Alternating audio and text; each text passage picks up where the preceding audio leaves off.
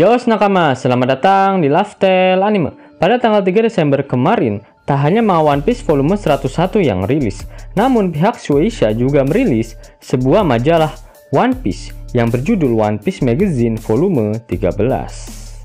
Dalam majalah ini juga terdapat banyak sekali fakta-fakta menarik seputar One Piece yang belum ataupun yang tidak Oda bocorkan di manganya.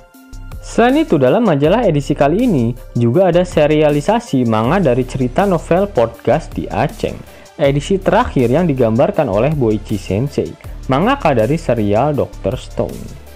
Yuk langsung saja kita cekicrot isi majalahnya. Informasi menarik yang pertama berkenaan tentang manga One Piece chapter ke-1000, di mana dalam majalah ini Oda memberikan komentarnya mengenai chapter tersebut. Beginilah komentar dari Oda Sensei. Sebenarnya aku tidak punya banyak motivasi saat akan membuat chapter ke-1000. Tapi karena orang-orang di sekelilingku mengatakan One Piece sebentar lagi mendekati chapter 1000, aku jadi berpikir, tunggu. Jadi aku harus menggambar sesuatu yang spesial untuk chapter ke-1000 gitu? Sedikit demi sedikit aku mulai merasa tertekan. Dan itu terjadi di seputar chapter 980, di mana editorku mulai membicarakan tentang rencana-rencana perayaan untuk chapter ke-1000. Aku cukup kesulitan mencoba membuat ceritanya lebih menarik untuk chapter ke-1000. Itu sulit, karena kenyataannya Luffy maupun karakter-karakter yang lain bahkan tidak tahu jika mereka harus membuat penggemarnya bersemangat untuk chapter ke-1000. Mereka hanya bertindak sesuai dengan keinginan mereka saja. Tapi mengingatnya kembali, aku cukup puas kok melihat pembacaku menikmati chapter ke-1000. Terima kasih atas pesan-pesan pernyataannya.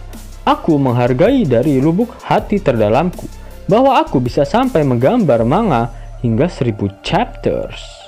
Yap. Kalian sudah dengar sendiri kan bagaimana tanggapan Oda mengenai manga One Piece chapter ke-1000 kemarin. Pasalnya sebelum chapter 1000 rilis, banyak sekali nakama Opler yang berekspektasi terlalu tinggi.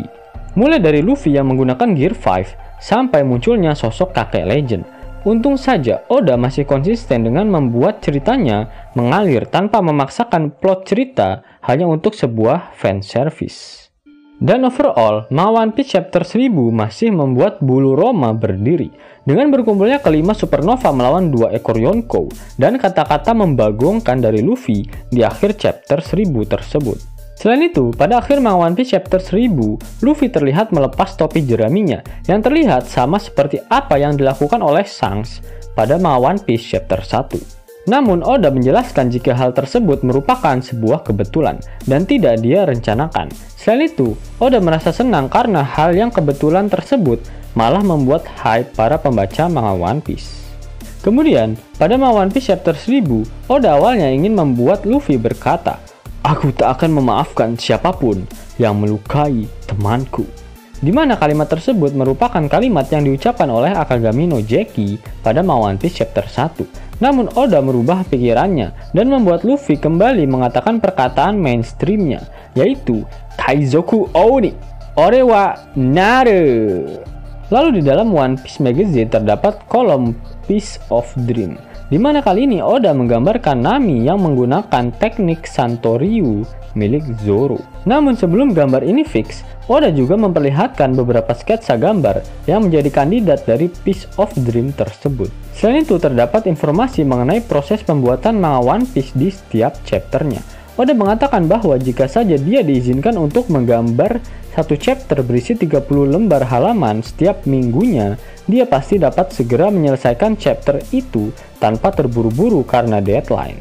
Menurut editornya, Oda menghabiskan waktu cukup banyak untuk memadatkan cerita satu chapter ke dalam 17 halaman. Oda pun berkata, harus memotong beberapa adegan itu selalu terjadi di setiap chapter karena menyesuaikan dengan halaman. Aku memang mengomentari tentang hal ini di majalah ini, tapi bukan berarti aku merasa menyesal melakukannya. Aku benar-benar puas kok saat mengirimkan manuskripnya. Memotong adegan berarti aku tidak membutuhkan adegan itu. Bagiku, semua chapter itu luar biasa. Kemudian dalam majalah ini juga terdapat penggambaran bentuk serta penjelasan kemampuan dari buah iblis milik Kaido dan Yamato. Yang pertama yaitu buah iblis Zoan lelembut tipe ikan-ikan Nomi model Azure Dragon, dan pengguna saat ini adalah Kaido. Buah iblis lelembut ini dapat membuat penggunanya berubah wujud menjadi naga dan mampu menguasai baik itu api, guntur maupun angin. Selain itu, pemakan buah iblis lelembut ini mampu membuat pengguna buah iblis ini untuk berubah menjadi naga dan memungkinkan sang pengguna untuk menguasai berbagai jenis serangan seperti bencana alam. Dalam wujud naga, nafas apinya dapat menghanguskan bangunan. Angin yang diciptakannya pun dapat mencabik-cabik tubuh manusia. Suara aumannya bagaikan suara gemuruh guntur. Tubuh besarnya pun dapat menciptakan pusaran tornado yang tak terhingga jumlahnya saat tubuhnya berputar dan mendatangkan kehancuran yang sangat membagongkan. Ditambah lagi, pemakan buah iblis ini dapat menggunakan awan api yang diciptakannya untuk menjadi pijakan saat berada di udara. Selain itu, pengguna buah iblis ini juga dapat mengangkat objek apapun yang berada di dekatnya dengan awan api yang mengitari objek tersebut. Kaido sebagai pengguna buah iblis saat ini sangat menguasai kemampuan buah iblis ini. Dia bahkan dapat mengangkat dan memindahkan sebuah pulau yang populasinya lebih dari 35.000 orang di dalamnya. Wujud hybridnya pun diseimbangkan dengan kombinasi antara kelincahan dari wujud manusia dan beragam kekuatan yang dimiliki wujud naga, menjadikan wujud hybrid ini sebagai pilihan yang tepat untuknya saat akan bertarung dengan serius. Sedangkan buah iblis lelembut yang kedua adalah tipe anjing-anjing Nomi model Oguchi no Makami, di mana saat ini penggunanya adalah Yamato. Pengguna buah iblis ini dapat berubah wujud menjadi dewa serigala dan dapat mengendalikan udara dingin. Selain itu, mampu membuat pengguna buah iblis ini berubah wujud menjadi sosok hewan buas berwarna putih yang diyakini adalah serigala kuno yang konon menjadi dewa. Dalam bentuk hybridnya, penggunanya digambarkan memiliki aura udara dingin yang mengitari pundak sampai punggungnya. Pengguna buah iblis ini dapat menghembuskan semburan dingin yang dapat membekukan apapun. Yamato begitu memahami cara kerja buah iblis ini. Dengan memperkuat udara dingin hingga mencapai batas terkuatnya, ia mampu menetralisir nafas api dari Kaido. Selain itu, dia mampu melindungi dirinya dari serangan musuh dengan melapisi tubuhnya dengan lapisan es. Juga saat berada dalam wujud serigala, pengguna buah iblis ini dapat bergerak dengan kecepatan tinggi dengan menggunakan udara dingin. Itulah isi lengkap dari One Piece Magazine volume ke-13, dan One Piece Magazine volume ke-14 akan rilis pada musim semi pada tahun 2022 mendatang dan akan berjudul Rivals. Sedangkan Boichi Sensei akan menggambarkan sesuatu untuk cover comic project di One Piece Magazine volume ke-14 nantinya.